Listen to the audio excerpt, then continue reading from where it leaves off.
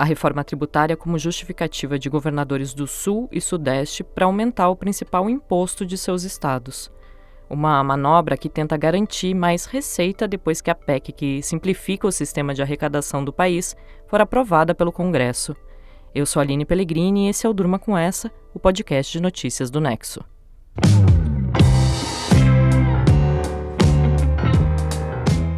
Olá, eu sou Conrado Corsaletti, estou aqui com a Aline para apresentar esse podcast que vai ao ar de segunda a sexta, no início da noite, sempre com notícias que podem continuar a ecoar por aí. Quinta-feira, 23 de novembro de 2023. Dia seguinte à liberação de cerca de 16 bilhões de reais para estados, municípios e o Distrito Federal pelo governo federal. O presidente Luiz Inácio Lula da Silva assinou a medida para tentar compensar parte das perdas financeiras ocorridas com a redução do ICMS em 2022. A liberação do dinheiro prometido para restituir governos estaduais e municipais por perdas do ano passado veio após governadores de 6 estados do Sul e do Sudeste anunciarem que vão apresentar projetos para aumentar a alíquota padrão do ICMS, a fim de garantir mais arrecadação em 2024. O único estado das duas regiões que não participa do acordo é Santa Catarina. Pressionado pelo empresariado local, o governador Jorginho Melo, do PL, desistiu de aumentar o imposto. Um documento assinado pelos secretários da Fazenda de São Paulo, Rio de Janeiro, Espírito Santo, Minas Gerais, Paraná e Rio Grande do Sul culpa a reforma tributária pela decisão de aumentar o ICMS. Uma das justificativas dos 6 estados para encarecer o tributo agora é que a reforma prevê que a arrecadação estadual de 2024 a 2028 vai influenciar a distribuição das receitas para os estados até 2078. Ou seja, quanto maior a arrecadação de um estado com o ICMS nesse período, maior vai ser o fluxo de recursos do novo imposto que ele vai receber até 2078, a partir dos critérios da reforma tributária. Para alterar a alíquota, os governadores dependem da aprovação dos legislativos estaduais, ou seja, das assembleias legislativas. Se aceitos, os aumentos podem passar a valer 90 dias depois da votação. Por isso existe a previsão de que esses tributos aumentem no Sul e no Sudeste já em 2024, ou seja, antes da medida da reforma tributária que altera o ICMS entrar de fato em vigor. A gente fala da reforma tributária entrar em vigor, mas ela ainda nem terminou de ser votada no Congresso. Ela foi aprovada na Câmara, foi aprovada no Senado, mas ainda precisa de um novo aval dos deputados antes de ser promulgada, já que o texto sofreu uma série de alterações dos senadores. A previsão é que ela seja analisada até o fim do ano. Ela prevê que o ICMS só deve ser completamente extinto em 2033. A extinção vai acontecer porque a reforma tributária prevê a unificação dos atuais tributos sobre o consumo em um sistema mais simples. Aí, o ICMS, que é o Imposto Estadual sobre Circulação de Mercadorias e Serviços, vai ser transformado num outro imposto. Na verdade, ele vai ser fundido com o ISS, o Imposto Municipal sobre Serviços. E aí esses dois impostos, ICMS e ISS, vão dar origem ao IBS, Imposto sobre Bens e Serviços, um único imposto para estados e municípios. A previsão é que o dinheiro arrecadado pelo IBS seja gerido por um conselho federativo. Esse conselho vai ser formado por representantes dos estados e municípios. Esse foi um dos principais pontos de resistência durante as discussões do texto no Congresso. Muitos governadores e prefeitos reclamam de perda de autonomia, sob o argumento de que vão deixar de ter controle sobre os próprios recursos de arrecadação. O Ministério da Fazenda se manifestou na quarta-feira sobre o anúncio dos estados do Sul e do Sudeste. Na avaliação do governo federal, os governadores estão preocupados em aumentar as receitas em seus atuais mandatos, que terminam muito antes do novo sistema de tributação de consumo passar a valer. A nota do Ministério da Fazenda rebate o argumento dos estados de que precisam aumentar a alíquota em função da reforma tributária. Abre aspas para o texto oficial do governo federal. Caso algum estado julgue que sua arrecadação no período de 2024 a 2028 não reflete adequadamente sua participação histórica no total da arrecadação do ICMS, nada impede que ele eleve sua alíquota do IBS. Fecha aspas. Na avaliação do governo federal, os movimentos estaduais não foram motivados pela reforma tributária, mas pela perda de arrecadação que começou em 2022 com as medidas tomadas pelo então presidente Jair Bolsonaro.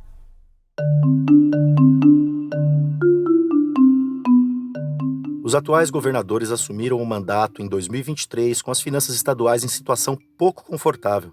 Isso porque, em 2022, depois de uma campanha do então presidente Jair Bolsonaro para culpar os governadores e o ICMS pela alta dos combustíveis, tese, aliás, amplamente rejeitada por economistas, o Congresso aprovou mudanças no imposto estadual. Primeiro, alterou o cálculo do recolhimento do tributo. Na sequência, os parlamentares aprovaram uma lei que colocava um teto no ICMS cobrado pelos estados sobre combustíveis, conta de luz, serviços de comunicação e transporte público. Na prática, a legislação forçou os estados a reduzir o imposto para a faixa de 17% a 18%. Antes, alguns estados cobravam ICMS de mais de 30% sobre a gasolina, por exemplo. Na proposta original que definiu o teto do ICMS, os parlamentares lá de Brasília tinham aprovado mecanismos de compensação aos estados pelas receitas perdidas. O Bolsonaro sancionou a lei em junho de 2022, mas vetou parte desses mecanismos de ressarcimento. Aí depois o Congresso foi lá e derrubou parte desses vetos. A compensação então ficou prevista mesmo, e ela está sendo feita agora. Os projetos para limitar o ICMS atendiam ao interesse do governo federal, que tinha como foco especialmente abaixar o preço dos combustíveis no ano de tentativa de reeleição do Bolsonaro. O então presidente e seus aliados no Congresso articularam as medidas, portanto, de olho na votação que ia acontecer em outubro. Alguns economistas chamaram essas medidas de fazer bondade com chapéu alheio. Afinal, elas reduziam o dinheiro dos cofres estaduais e as compensações seriam feitas só depois. Na época em que as medidas de redução do ICMS foram submetidas ao Congresso em 2022, os governadores não se mobilizaram para tentar barrar ou alterar a aprovação delas. Afinal, era ano eleitoral e todos temiam mostrar para os eleitores que se opunham à redução de impostos e à consequente redução do preço dos combustíveis.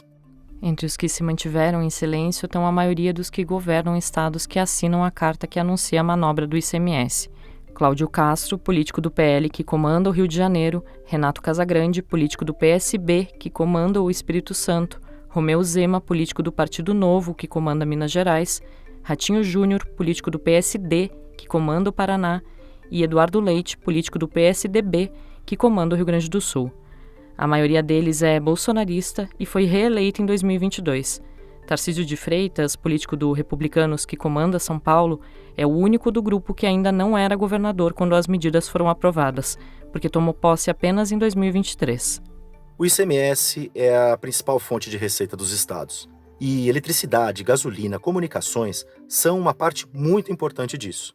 Diminuir forçosamente o imposto sobre esses produtos e serviços significou diminuir significativamente a arrecadação dos estados, que ficaram com um rombo grande nas receitas e ainda não conseguiram se recuperar. O desfalque foi tão grande que desde o fim de 2022, antes da apresentação da PEC da reforma tributária, 17 estados já tinham elevado de novo suas alíquotas de ICMS, usando como justificativa as perdas geradas pela redução do imposto durante o governo Bolsonaro. O governo atual precisou negociar como seria feita a compensação das perdas de 2022. Essa verba liberada pelo presidente na quarta-feira é parte disso. A carta, apresentada pelos secretários da Fazenda dos governos dos estados do Sul e do Sudeste, essa carta que anuncia o plano de aumentar o ICMS agora, até cita as perdas com as medidas de 2022, mas de forma lateral. Segundo o jornal O Estado de São Paulo, a reforma tributária acabou aparecendo como uma espécie de desculpa usada pelos governadores apenas para aumentar os tributos e gastar o dinheiro extra arrecadado já nesses próximos anos. Em São Paulo, aliados de Tarcísio na Assembleia Legislativa já pediram para que o governo não envie o projeto para aumentar a alíquota do ICMS. Os parlamentares bolsonaristas avisaram que vão votar contra a proposta. Segundo eles, não tem clima agora para analisar a medida que impacta preços de produtos como alimentos, medicamentos e combustíveis. A ver como os deputados de outros estados vão receber essa ideia.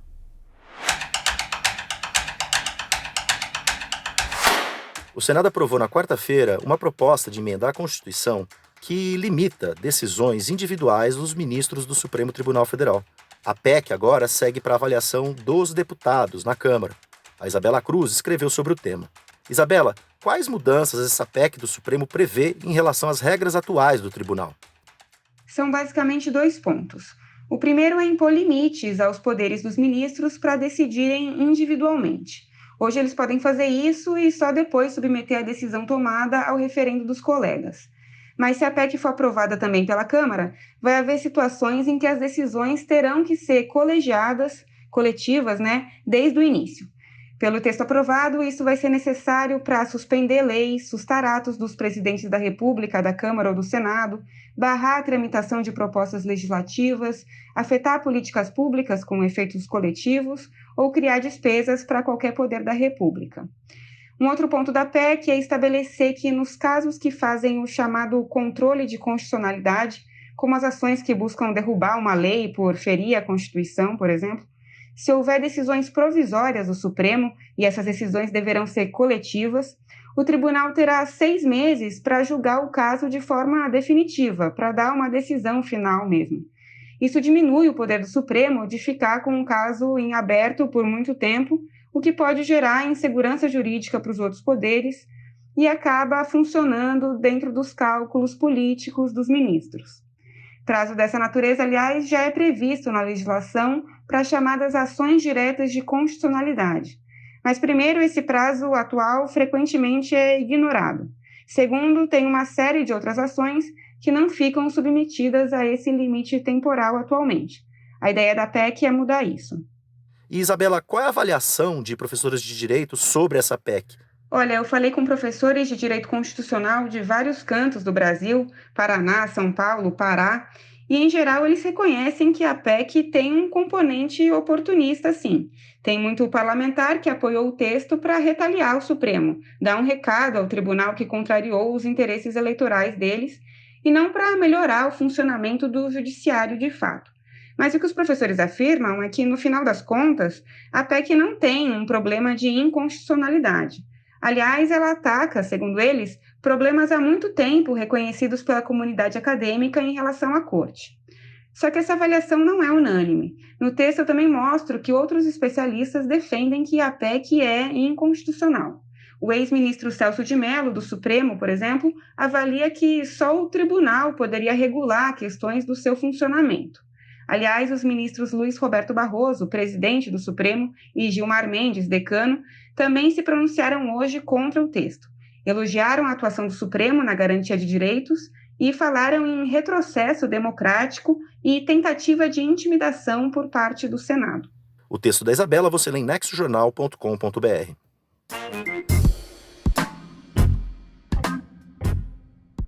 O fim de semana já está no horizonte, então é dia de Gama Revista no Durma Com Essa. A sessão traz dicas culturais que vem da newsletter Achamos Que Vale. A gente deixou um link na descrição do episódio para se você quiser assinar.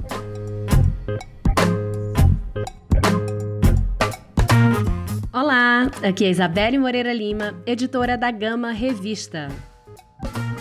A gente começa as nossas indicações culturais de hoje com uma dica boa para quem está em Paraty. É que a Gama vai estar lá na Flip, no ciclo de debates Gama na Flip. A revista está na 21ª edição da Festa Literária Internacional de Paraty, na Casa 7 Selos, na Rua da Matriz, no Centro Histórico. Na sexta-feira, dia 24, os jornalistas Gabriela Biló, Cristiano Botafogo e Pedro Inouen debatem o jornalismo, o ativismo e as conversas possíveis sobre política. A mediação é da Paula Miralha, publisher e diretora-geral da Gama Revista. No sábado, dia 25, a psicanalista Vera Iaconelli e a pesquisadora Hanna Cibele Limulja conversam sobre Sonho, uma dimensão social. E a mediação é da editora-chefe da revista, Luara Calvianic. Para assistir, tem 2 dicas boas. A primeira delas é o filme sobre Napoleão Bonaparte, de Joaquin Phoenix e Ridley Scott. É a grande estreia da semana nos cinemas, esse novo épico que também chega à Apple TV+. Traz Joaquin Phoenix na pele da figura do controverso líder militar francês. O longa faz um retrato das origens do imperador da França, ao mesmo tempo em que foca o conturbado relacionamento amoroso de Bonaparte com a esposa, Joséphine, que é vivida pela atriz Vanessa Kirby.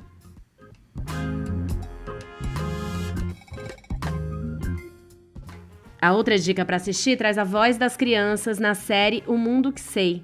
Você quer saber o que elas pensam do mundo? Que tal ouvi-las? É isso que faz essa série documental criada a partir de uma pesquisa para descobrir quais são os temas da atualidade que mais importam para elas. Os episódios misturam realidade e ficção e ali elas debatem sobre meio ambiente, diversidade, tecnologia, saúde mental e relacionamentos. A série é parte de um projeto multimídia maior e tem também um podcast. No primeiro episódio, o cartunista Caco Galhardo e a escritora Trundruá Dorrico refletem sobre o que as crianças disseram na série de TV. Para ouvir, tem Os Novos Ares, de André 3000. O membro da lendária dupla de rap Outkast, André 3000, acaba de lançar seu álbum solo aos 48 anos. Chama New Blue Sun. Ele não é um disco de rap. Depois de anos colaborando com nomes como Beyoncé, Future e Kanye West, o André oferece 1h30 de música instrumental minimalista, em que ele toca diversos instrumentos de sopro. É um prato cheio para rappers em busca de novos samples, mas também é uma boa dica para quem só quer relaxar e ouvir um pouco de flauta.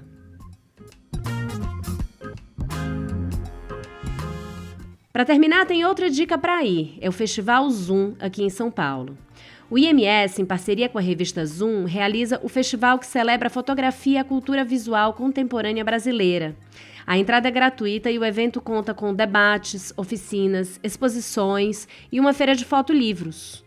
Entre os destaques, tem uma ação com a artista Glicéria Tupinambá e o Manto Tupinambá e uma conversa entre a funkeira Daisy Tigrona e a rapper Jupe do Bairro sobre o protagonismo feminino na música. Acontece em São Paulo nesse fim de semana, nos dias 25 e 26, sábado e domingo. Por hoje é isso, mas na semana que vem a Gama volta com mais dicas do Achamos que Vale. No site da Gama e assinando as nossas newsletters, você pode conferir as nossas dicas semanais. Até semana que vem! Do anúncio sobre os projetos para aumentar o ICMS em 6 estados. Essa sopa de letrinhas que é complicada, mas é importante. Passando pela aprovação da PEC que restringe as decisões de ministros do Supremo. E fechando com as dicas da semana da Gama Revista, durma com essa. Com roteiro, produção e apresentação de Aline Pellegrini, edição de texto e apresentação de Conrado Corsaletti, colaboração de Marcelo Rubissec, participações de Isabela Cruz e Isabelle Moreira Lima e edição de áudio de Pedro Pastoriz, termina aqui mais um Durma com essa. Sexta-feira é dia de extratos da semana. A gente traz para você as notícias mais importantes dos últimos dias. Até!